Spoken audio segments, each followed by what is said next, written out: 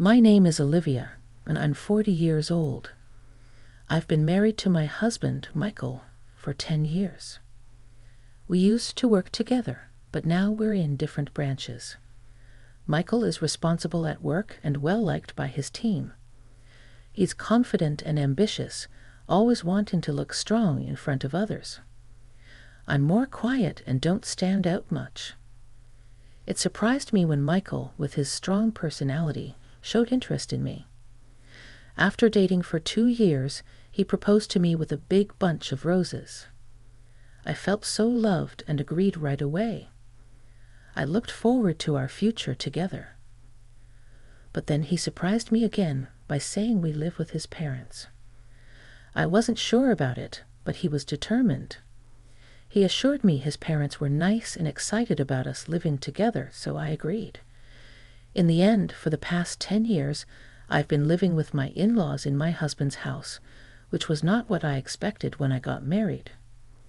Every morning starts with my mother-in-law's nagging about little things like cleaning the front door.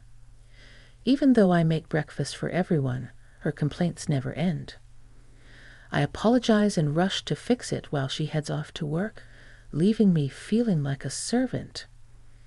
Living here means waking up at 5:00 a.m. to cook and clean, even though my mother-in-law, who stays at home, doesn't lift a finger to help. After rushing through chores, I go to work. And when I come back home, it's straight to making dinner. I'm so tired by bedtime that I often fall asleep instantly. This routine leaves me feeling constantly exhausted and stressed. My mother-in-law lounges in the living room, enjoying the breakfast I made while reminding me to clean properly so the neighbors won't think poorly of her. It's a cycle that never seems to end. Despite everything, my husband never defends me, and my father-in-law ignores the mistreatment, burying himself in his newspaper. Since I moved in with my husband's family, I've endured awful treatment. The stress has caused me to lose a lot of weight, and my period stopped, making it impossible for me to conceive. Despite my mother-in-law being the cause, I get blamed for it. I used to take care of myself and cared about my looks, but now I hardly recognize myself. The constant harassment from my mother-in-law and seeing my changed appearance in the mirror have left me deeply depressed.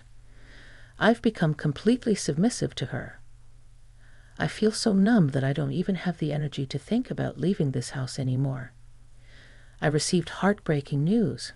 My father had passed away suddenly in an accident. I hadn't visited my family home in a long time because both my husband and mother-in-law would scold me whenever I mentioned wanting to go there. Hearing about my father's death, I deeply regretted not spending more time with him. My family home isn't too far, about an hour's drive from my in-laws' place, so I asked my husband and mother-in-law to come to the funeral. I need to go to my father's funeral, I told them. But before I could finish, they coldly replied, "We're not going. Let your family handle it." Their heartlessness stunned me. Trembling with anger and grief, all I could manage was to say, "Understood." Many people gathered at my father's funeral. He was self-employed and had many connections, so there were tears all around, showing how loved he was. My mother, whom I hadn't seen in a while, was shocked by how much weight I had lost. "Olivia, what happened to you? You look so thin," she exclaimed worriedly. "Are you sick?" Seeing my worn-out appearance, she burst into tears, fearing she would lose me too. Given her fragile state after my father's death, it wasn't unexpected. "No, Mom, I'm not sick." "Please don't worry," I reassured her. I tried to comfort her and took a moment to myself in the waiting room. "If you're not sick, then what's wrong?" My mother's concern prompted me to reflect on my interactions with my husband and mother-in-law. Their lack of comfort or support even during my father's death fueled my anger. I decided to confide in my mother about the challenges I face living with my in-laws. Actually, I've been dealing with what feels like bullying from my mother-in-law It's really taking a toll on me, I admitted, feeling down. My mother's expression turned worried as she looked at me. I'm glad you're not sick, but this news doesn't ease my mind. Is that why you haven't been visiting me? She asked. Yes, I nodded, confirming her suspicion. My mother handed me a piece of paper and said, "Take a look at this for yourself, then think carefully about what to do next." When I looked at the paper, I realized it was my father's will. He was always meticulous, so he had prepared one just in case. The one mentioned inheritance. It says I inherit $2 million. I murmured in shock at the large sum. Suddenly, I felt a glimmer of hope. With this, I could build my own house and leave my in-laws' place right away, I thought excitedly. Thanks to the inheritance from my father, things started looking up for me. Back at my in-laws' place, I continued with the household chores as usual. But on days when I had plans, the house tended to get messier since there was no one else to clean up. As I quietly went about my tasks, my mind kept drifting to the $2 million I had inherited.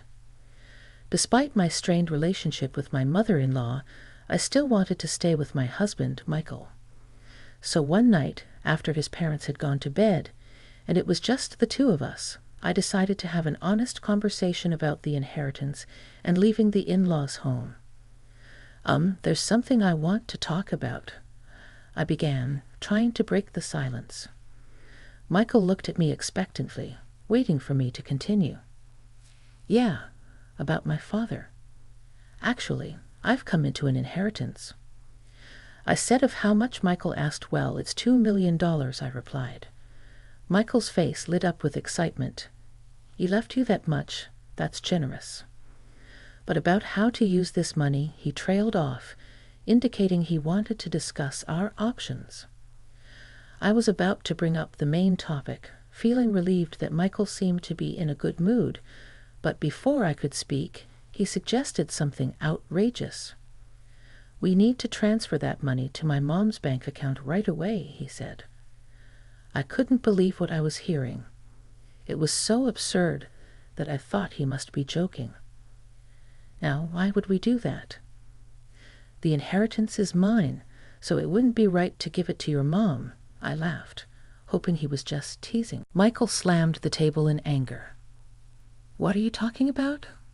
A wife's money belongs to her mother-in-law." His words were so absurd that I couldn't believe he was serious. His expression was stern, and it sent a chill down my spine. "I'm sorry, but I don't understand what you're saying. All I wanted to do was suggest building a house for us to live together." I tried to explain, but Michael wouldn't let me speak. He insisted on claiming my inheritance for his mother. That night, I couldn't sleep well because of the shock. The next morning, while I was making breakfast, both Michael and my mother-in-law approached me with angry expressions. "Olivia, I heard about it. You inherited $2 million and you won't give it to me. Who do you think you are?" My mother-in-law exclaimed, adding to my distress. My mother-in-law had already heard of the inheritance from Michael. "But I'm the one who inherited it," I protested. "Stop arguing and transfer it to my parents' account now. A daughter-in-law's money is our money." Their determination to claim the inheritance by any means was clear. No matter how much I resisted, they continued to blame me. Realizing my resistance was futile, I fell silent. That's when Michael showed me a piece of paper. "You're getting carried away because you've come into some money. I'm the one who's been supporting you. If you don't change your attitude, it's divorce," he said threateningly. The paper turned out to be a divorce form. "I've already signed it. Take this and go back to your parents' house. If you apologize properly, I might reconsider the divorce," Michael said, his tone firm as I received the divorce form with Michael's part fully filled in. Memories flooded my mind. I realized that I had never received any financial support in this house. I had been contributing equally to the living expenses, and all the household chores fell on my shoulders. Despite my efforts, they had always treated me poorly. Now they were even attempting to take my father's money. Feeling pressure to give up my father's inheritance if I stayed, being told to leave actually felt like an opportunity. Holding the divorce papers, I realized that the decision about my future was mine to make. I vowed to never surrender my father's legacy, and I made up my mind. After finishing work that day, I returned home. I'm home. Welcome back. My mother greeted me with a warm smile. Despite my exhaustion, a home-cooked meal awaited me on the table. It had been so long since I had eaten a meal made by someone else. With each bite of the delicious food, tears of gratitude welled up in my eyes. "Did you tell your husband about the inheritance?" my mother asked. "Yes, and it caused quite a stir," I replied, recounting everything my husband and mother-in-law had said to me. My mother was speechless at the shocking revelation. "The inheritance belongs to you, and only you should decide your future," she comforted me gently as I cried. After being cared for at my parents' home for a week, I made the decision to return to my in-laws' house. "Well, I'm heading back now. Take care," I said confidently, no longer afraid to face the challenges there. With a renewed sense of strength, I went back to my in-laws' house. "Finally, Becca, have you reflected on your behavior?" As soon as I returned, my husband and mother-in-law confronted me with stern expressions and crossed arms. "Yes, I apologize. Please allow me to stay in this house again," I offered a shallow apology. My mother-in-law's face lit up with anticipation. "Well then, hand over the inheritance quickly," she demanded. "Actually, the inheritance process is taking longer than expected. I haven't received it yet. It's a complex procedure, so it might take another 6 months or so," I explained. 6 months? That long? My mother-in-law's disappointment was evident. "Well, fine," she reluctantly accepted. Both my mother-in-law and husband appeared satisfied, thinking their plan was still on track. I obediently handed over the inheritance as they demanded. However, they kept nagging about me spending a week at my parents' house. "You're neglecting your duties as a wife. The house is a mess. Clean it up quickly," they insisted, despite the incredibly messy and unhygienic conditions at my in-laws' house. It was almost impressive how quickly they could make such a mess in just a week. I understood their demands. In the past, I would have been deeply upset to see the house in such a state, but now I didn't care. No matter how much my mother-in-law belittled me or how hard the housework was, it didn't bother me anymore. I simply did as my mother-in-law ordered without letting it affect me. "It's my mother-in-law's birthday, so I'll be leaving." "Make sure to keep the house clean," my mother-in-law announced, as she always went on a trip for her birthday. Naturally, I wasn't invited. "By the way, have you received the inheritance yet?" "It's supposed to come in today," my husband asked. How convenient that $2 million can be a birthday present for Mom. "Don't forget to transfer it to Mom's account before we get back," my mother-in-law added. It seemed too perfect that my mother-in-law's birthday lined up with the inheritance's arrival. My husband couldn't see through my deception. Without a word, I saw them off with a smile, saying, "Take care." As soon as they were out of sight, I sprang into action, ready to execute my plan that I've been waiting for so long. They'll be in for a surprise when they return from their trip, but I no longer have to concern myself with their reactions. Quickly, I packed my belongings and left my husband's family home behind. "Wow, this is incredible," I exclaimed as I moved my things into my new home. Thanks to my father's inheritance, I had been able to build this house. I felt so happy to be living in such a beautiful place and decided to share it with my mother, who lives in my hometown. I felt a deep sense of relief knowing I no longer had to worry about those people sinking into the plush sofa. I felt content. Today was a celebration of my new home with my mother. We even invited a chef to cook for us, and we spent the day indulging in luxury. The next evening, my husband called me, his voice full of frustration. "What the hell is going on?" he demanded, clearly confused by the empty house he returned to. "I won't be coming back there." "Goodbye," I said firmly, trying to end the conversation without further discussion. But my mother-in-law's angry voice came through the phone. "What are you doing? Where are you now?" she demanded to know. "I can't tell you that. You asked me to clean the house, so I packed up my belongings," I replied calmly. "That's not a funny joke. Plus, you didn't transfer the inheritance. How many times do I have to tell you that the daughter-in-law's money is mine?" she shouted. "Ha, I'm single, no," I retorted. Suddenly, my yelling mother-in-law fell silent. "Single?" she echoed. "Well, I'm divorced." I was handed a divorce paper, so I submitted it. "I'm a stranger to you now. Goodbye," I said and ended the call abruptly. I couldn't help but laugh, picturing my mother-in-law's stunned face on the other end of the line. I felt a huge sense of relief to be freed from that family. Afterward, I received numerous calls from my ex-husband.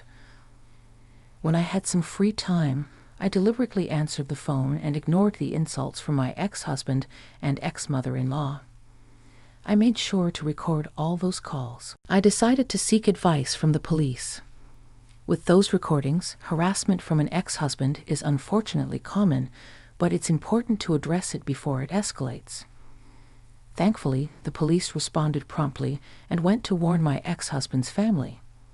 For my ex-family-in-law, who valued their public image, just having the police show up was damaging enough.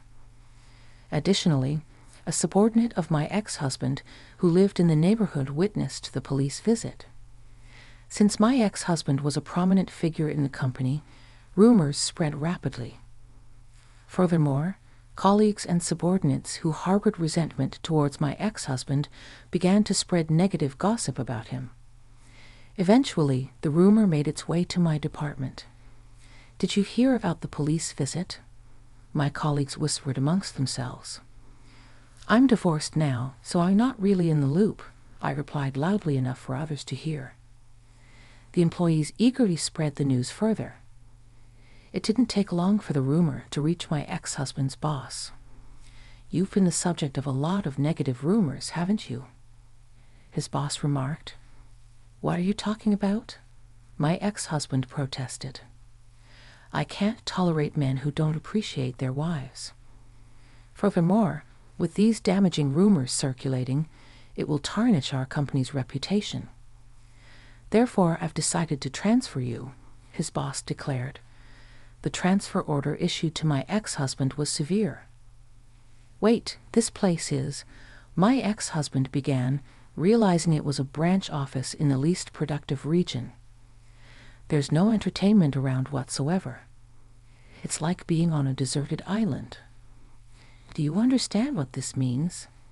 his boss continued. Everything my ex-husband had worked for up to that point crumbled, and there was no hope of advancement in the future. Unable to decline the transfer order, my ex-husband had no choice but to relocate to this rural area. As for my ex-mother-in-law, she was likely shocked by her son's tarnished reputation and the fact that she could no longer live with him. This led her to become reclusive and ultimately develop depression. There were also concerns about dementia, as she frequently caused disturbances at home. My ex-father-in-law now finds himself in the difficult position of caring for his drastically changed wife.